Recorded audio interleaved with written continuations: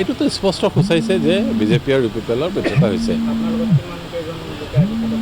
আজি আমাৰ 150ৰ ওপৰত অলৰেডি ৰেজিগনেশ্যন চাইন হৈ গ'ল আৰু কালিলৈকে আমাৰ 1000ৰ ওপৰত আমি ৰেজিগনেশ্যন আমাৰ ৰেডি আছে।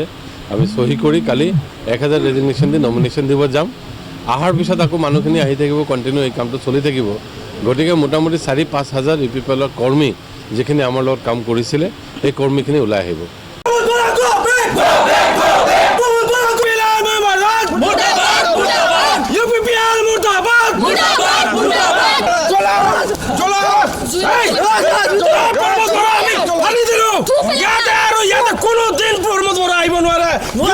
আমি খুকাই দিব বিচাৰিছো।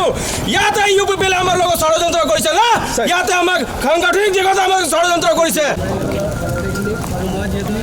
চাওক, দলে বিট্ৰে কৰিলেও ৰাইজে আঁকোৱালি লৈছে, আমাৰ টীমে আঁকোৱালি লৈছে। গতিকে এতিয়া আপুনি দেখিছে পৰিৱেশ, এই পৰিৱেশত আপুনি ভাবিছে নেকি আমি থমকি যাম?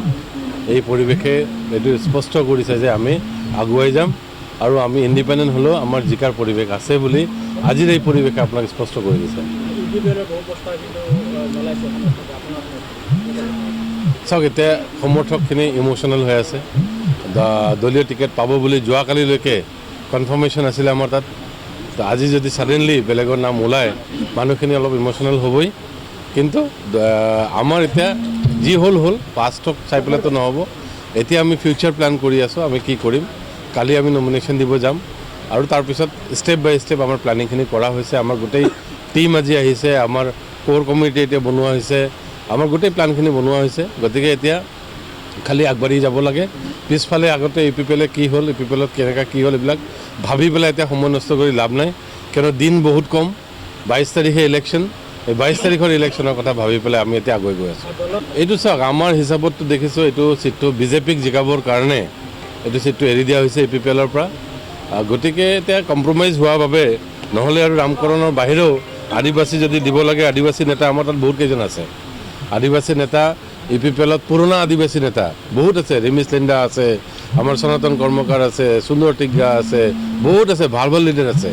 ৰামকৰণ গৌড়ৰ কিয় দিলে তাতে গম পায় যে এই সমষ্টিটো জিকাব বিচৰা নাই ইউ পি পি এলে। যোৱাকালি ৰাতি আজি ৰাতিপুৱা ইনফেক্ট 4টা বজালৈকে মিটিং কৰিছোঁ বিভিন্ন জেগাত, যে যিবিলাক বেলেগ দলৰ মানুহ দলীয় টিকেট দেখি পেলাই, ডিচিশ্যনবিলাক দেখি পেলাই বেয়া পাই পেলাই আমাৰ লগত আহি যোগদান কৰিছে আৰু যোগদান কৰিম বুলি কথা দিছে। আৰু মোৰ দলীয় টিকেট থাকক বা নাথাকক তেওঁলোকে আমাৰ লগ দিম বুলি কথা দিছে। নিৰ্দলীয়ভাৱে খেলিম আৰু আমাৰ সমৰ্থক 10-12 হাজাৰ সমৰ্থক আছে। প্লাছ ভোটিং যদি চাব যাওঁ আমি জিকা অংক অলৰেডি আছে। আমি গোটেই হিচাপ নিকাচ কৰি লৈছোঁ, কেনেকৈ জিকিম, ক'ৰ পৰা কি ভোট আহিব। গতিকে এইখিনি আমি সময়ত ক'ম। এতিয়া খালি নাম্বাৰ্ছখিনি নকওঁ, ৰাইজেহে দিব ভোট। এতিয়া কোনোবা দলে টিকেট দিছে, দলে টিকেট দিয়া নাই, সেই বুলিতো ৰাইজে কেণ্ডিডেটহে চাব। অপশ্যন নাই ইয়াতে বেলেগ। ইমান দিনে মানুহে বিচাৰিছিলে যে এটা ভাল অপশ্যন আহিছে, কিন্তু এইবাৰ আকৌ ইউ পি পি এলে অপশ্যন নোহোৱা কৰি দিছিল ৰাইজৰ হাতত। গতিকে ৰাইজে আকৌ মোক দাবী কৰিছে যে আপুনি ইণ্ডিপেণ্ডেণ্ট হ'লেও খেলিব লাগিব, আৰু ৰাইজৰ দাবীত তেওঁলোকক সঁহাৰি জনাই, আমাৰ দলীয় কৰ্মীক সঁহাৰি জনাই ইণ্ডিপেণ্ডেণ্ট খেলিম বুলি আমি ডিচিশ্যন লৈছোঁ।